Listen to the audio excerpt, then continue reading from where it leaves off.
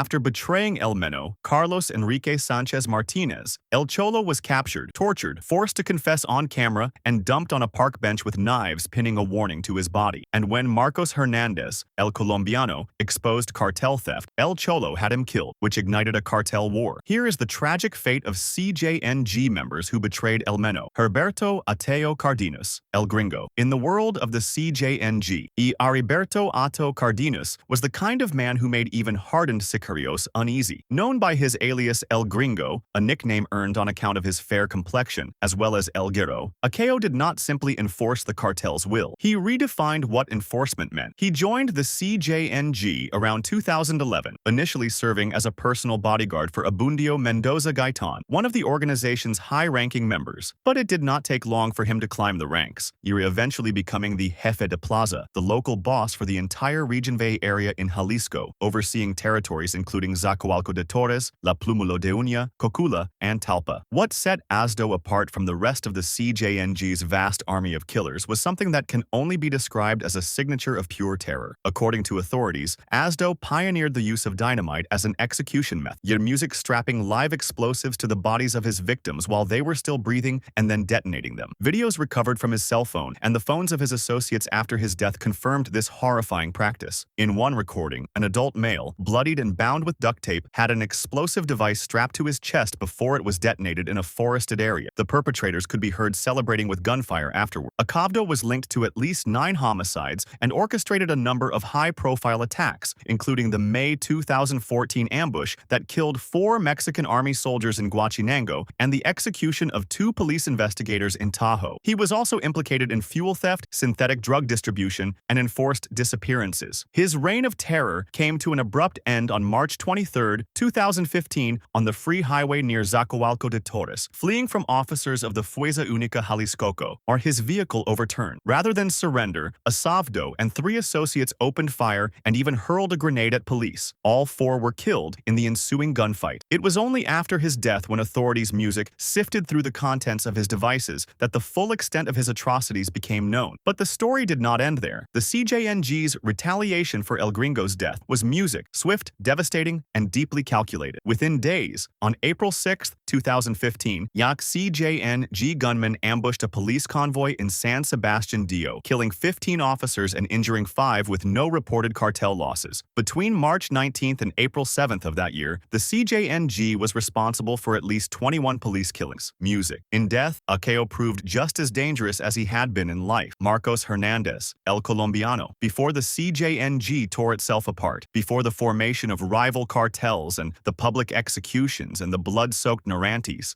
there was a single murder that set the entire chain of events into motion. That murder was the killing of Marcos Hernandez, a Colombian national who went by aliases including El Colombiano, El Carton, and El Smith. Hernandez was not a gunman or a plaza boss. He was something far more valuable to Eleno. He was the cartel's financial operator, the man who oversaw money laundering, managed the flow of funds, and kept the CJNG's vast economic machinery running smoothly. Hernandez had integrated himself deeply into the upper echelons of the CJNG. Despite his foreign origins, he was a trusted figure, and crucially, he had El Mencho's ear. And it was this access that would prove fatal, not for Hernandez alone, but for the entire structure of the cartel. Because at some point, Hernandez reportedly became aware that one of the CJNG's most powerful members, Carlos Enrique Sanchez Martinez, music known as El Cholo, had been stealing from the organization. Or Hernandez did what any loyal operator would do. He reported the thefts directly to El Mencho. The consequences of that report were music catastrophic. El Cholo, unwilling to face El Mencho's judgment, allegedly ordered Hernandez's assassination. Sources differ on the exact date and location. Some place it in March 2017 during a firefight in a Puerto Vallarta Walmart parking lot, while others cite August 2017 in Zapopan, where Hernandez was gunned down in his red BMW i8. Regardless of the specifics,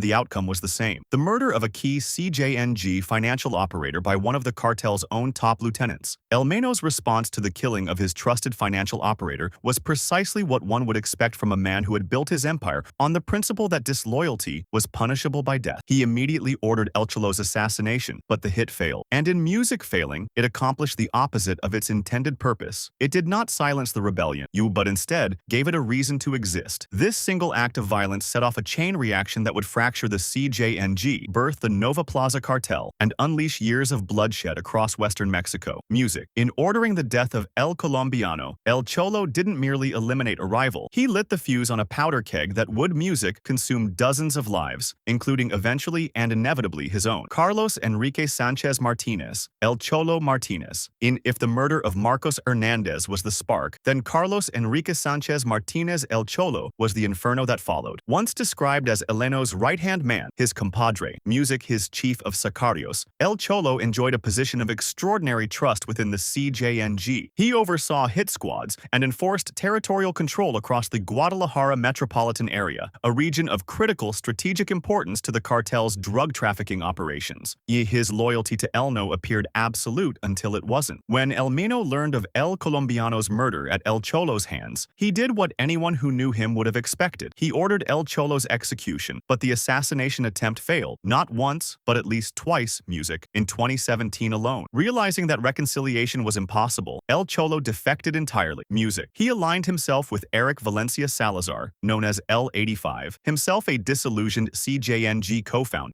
and together they formed the Nova Plaza Cartel. With financial and operational backing from the Sinaloa cartel, the group declared war on the very organization El Cholo had once helped build. The violence that followed was staggering. In the first quarter of 2018 alone, Jalisco recorded 415 homicide investigations. Music. El Cholo's strategy was to deliberately heat up the plazas, orchestrating mass graves, high-profile attacks, and even a grenade assault on the U.S. consulate in Guadalajara, and all designed to attract federal attention and pressure against the CJNG music. But El Meno's patience was a terrifying thing, and his reach was longer than anyone imagined. On March 18, 2021, CJNG forces captured El Cholo. What followed was among the most horrifying episodes in the history of Mexico's drug war. A video surfaced showing a handcuffed El Cholo, his music face disfigured from torture, surrounded by 6 masked, heavily armed sicarios. In the footage, he confessed to his crimes, are the mass graves, the consulate grenade attack, the Tonala massacre, and spoke what would be his final public words, music, advising his followers to abandon the fight and go home to their families. It was the kind of scene that once watched could never be unwatched. The autopsy told a story almost too gruesome to recount. Eyes gouged, 8 toes amputated, both tibias fractured, ribs broken, tongue extracted, and burns from electric pincers. Death came from 3 gunshots to the head. Yet his body, wrapped in black plastic like a mannequin, was music, dumped on a park bench in Tlaquepaque's Jardín Hidalgo, a tourist area near mariachi plazas with kitchen knives, music pinning signs to his torso that read, "The Traitor, El Cholo, Eric Valencia Salazar, L85. There are very few people in the world who can say they helped build the CJNG from the ground up. Eric Valencia Salazar is one of them. Known as L85, Valencia Salazar was a co-founder of the cartel,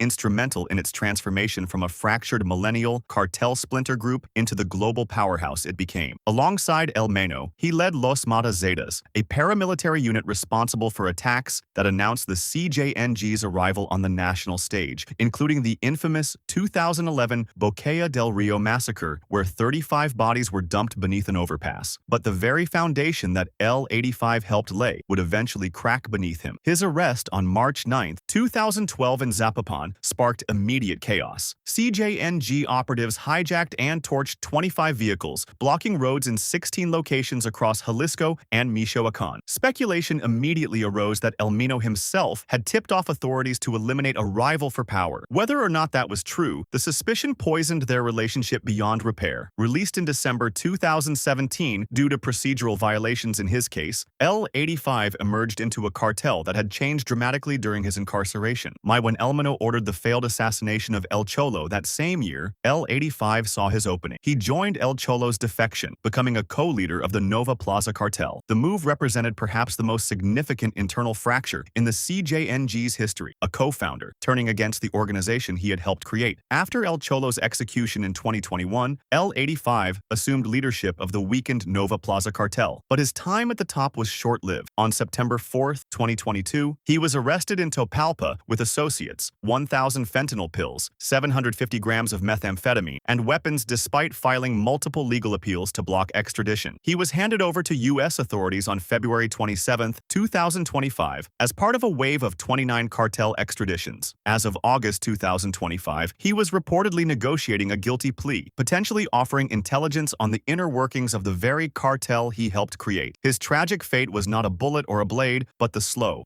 grinding chilling unraveling of everything he had spent a lifetime building. From co-founder to fugitive, from cartel king to federal prisoner, L85's journey ended not in a blaze of glory or a dramatic last stand, but in the sterile corridors of an American court, a fate that for a man who once commanded armies may have been the cruelest punishment of all. Alio Alejandro Pulido Solana, El Tiburon. Of all the men who helped birth the CJNG into existence, and perhaps none had their fall driven so purely by fear as Alio Alejandro Pulido Solana, the man they called El Tiburon, the shark. Like L85 and Eleno himself, Pulido Solana was recognized as one of the original co-founders of the CJNG, established around 2009 in Guadalajara following the violent splintering of the Millennial Cartel. His nickname evoked a predatory image that suited his reputed role in the cartel's enforcement and operational arms during its earliest, most volatile years. Nay, but the same internal fractures that sent L85 and El Colo spiraling away from Elno caught Pulido Solana in their gravity as well. When the infighting peaked in 2017 and Eleno's failed assassination attempt on El Cholo ignited a full-scale schism, El Tiburon threw his lot in with the defectors. He joined El Cholo and L85 in forming the Nova Plaza cartel, aligning himself against the very organization he had helped establish. Yes, some accounts suggest he also forged broader alliances with factions of the Sinaloa cartel, particularly those under Ismael Elmio Zambada, further intensifying the web of rivalries within the Nova Plaza structure. Bolito Solana reportedly served as second-in-command under El Cholo, helping to coordinate operations and violent confrontations against the CJNG across Jalisco and Colma. But whatever ambitions he harbored were shattered on March 18, 2021, the day the CJNG captured, tortured, and executed El Cholo in the most public and gruesome fashion imaginable. The message was unmistakable. El Cholo's plastic-wrapped body dumped on a park bench with knives pinning signs to his torso was not simply the end of one man's story. It was a direct, visceral warning aimed squarely at everyone who had followed him, and Pulido Solana understood that warning perfectly. According to multiple reports, Eli Bond surrendered to Mexican authorities shortly after El Cholo's murder,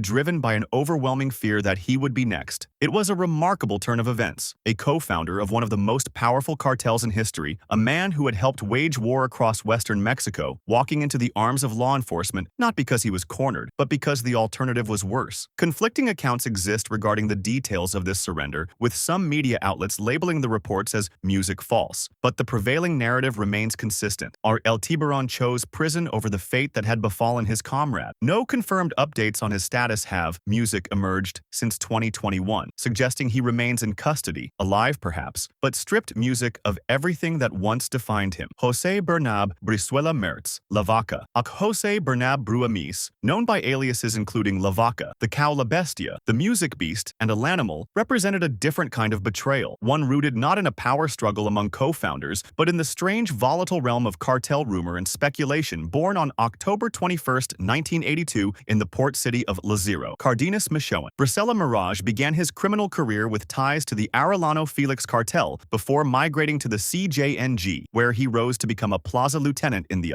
strategically vital port of Manzano Quema. In October 2021, the U.S. government formally identified him as a CJNG plaza lieutenant, highlighting his role in overseeing drug trafficking routes through one of Mexico's most important Pacific ports. What made Brizuela Mars's defection unique was the justification he offered. In early 2022, amid swirling and persistent rumors that Elmeno had suffered a fatal cardiac arrest, rumors that Mexican authorities consistently denied, our narcomantas began appearing across Caima, proclaiming the A cartel leader death. These banners were attributed to the Mezcales group, a faction that Brizuela Mirage is believed to have led. The message was clear. Without Elmeno, there was no CJNG worth serving. The Mezcals, also calling themselves the Cartel Independent de Colima, declared war on their former allies. They deployed Narantes, accusing the CJNG of internal betrayals, and even claimed to have refused a CJNG order to assassinate Colma Governor Indira Vizcaíno Silva. The resulting violence was devastating. Music. A prison riot on January 25, 2022, at Colma's Seso facility left 9 dead. In the following month alone, over 60 homicides were recorded with the state, averaging 4 murders per day by April 2022. Brizuela Maraz's independence proved short-lived. On August 18, 2022, he was arrested in Mexico City's Miguel Hidalgo borough. Authorities seized 7 rifles and over 3,400 cartridges. In Colima, the response was immediate. Supporters set at least 14 vehicles ablaze and erected blockades, music, across the state. On September 1, 2022, a federal judge issued a formal imprisonment order, and Brizuela Maraz was was transferred to the high-security Altiplano prison. His sister, Blanca Elizabeth La Paloma Brisela Meraz, reportedly assumed leadership of the group afterward, continuing the campaign of terror in Colima with arson, drive-by shootings, and indiscriminate killings. As of 2026, Brisela Meraz is believed to remain incarcerated, his defection having accomplished little beyond unleashing chaos and ensuring his own downfall. Miguel Anrel Fernandez Valencia, LM2. Some men are born into the cartel world. Miguel Anel Fernandez Valencia, known as LM2s, was one of them. Born around 1981 in La Peña, Colorado, a small rural town in the municipality of La Jacana, Michoacán, Fernandez grew up as one of 14 siblings in a region where the line between legitimate agriculture and illicit drug cultivation had been blurred for decades. His family belonged to the influential Valencia clan, which had transitioned from avocado farming to criminal enterprises in the mid-10th century, capitalizing on Michoacán's proximity to Pacific smuggling ports. As a young man, Fernandez migrated illegally to the United States, living in California, Utah, and Idaho, while trafficking drugs across the border. In May 2006, he was arrested in Bellevue, Idaho, during a traffic stop in which he attempted to flee by ramming a police mire vehicle. Authorities found over 4 ounces of crystal methamphetamine in his possession, and he was sentenced to federal prison until late 2014. While incarcerated, he learned to play guitar, drawing inspiration from Bob Marley and Santana, and became a talented norteño singer. He had 4 sons and once expressed a personal dream of them living safely in Mexico without the need for armed protection. Upon deportation, Fernandez rapidly ascended within the CJNG, leveraging his family connections to Elmano, to whom he was related by marriage. He became a key regional commander in Michoacán's Tierra Caliente, leading the Fuerza Especial Music Mencho, a specialized enforcement unit based in Aguila, Elmano's hometown. Under his command were sicarios, armed with FNCAR rifles, Barrett 50 caliber sniper rifles, grenade launchers, and improvised armored vehicles. He was accused of orchestrating the October 2019 ambush on a Michoacán state police convoy that killed 14 officers and injured 9. Rumors surfaced in late 2019 that Fernandez had defected to La Nueva Familia Michoacana, a rival group. Though these claims were later disputed, they cast music a shadow over his loyalty. In a rare interview with Vice in March 2021, he defended the CJNG, accusing state authorities of corruption and supporting their rivals. His end came on January 29, 2022, 2 days before his 41st birthday, when Mexican Army and National Guard forces raided Elua. Fernandez mobilized supporters by ringing church bells, ordering sicarios to plant landmines and drop music drone bombs. During the firefight near Loma Blanca's cemetery, he was shot in the chest and fled, but collapsed. SAR Music. His decomposing body was found on February 6, 2022 in a field in El Casang, identified by his clothing, gold-capped teeth, bracelets, and scar. Music. His bodyguards were later executed by the CJNG for failing to protect him, and his wife was relocated. In the end, LM2's fate was not execution by a rival, but an anonymous death in a field, his body decomposing for a week before anyone found it. Audi's Flores Silva, El Jardinero. Not every man who finds himself on the wrong side of Eleno's legacy ends up dead or behind bars. Some become something arguably more dangerous. They become the next in line. Aya's Flores Silva, known as El Jardinero, the gardener, represents a case that is still unfolding, a fate that has not yet been sealed, but one that carries all the AI hallmarks of a music tragic trajectory in progress. Born on November 19, 1980 in Huetamo, Michoacán,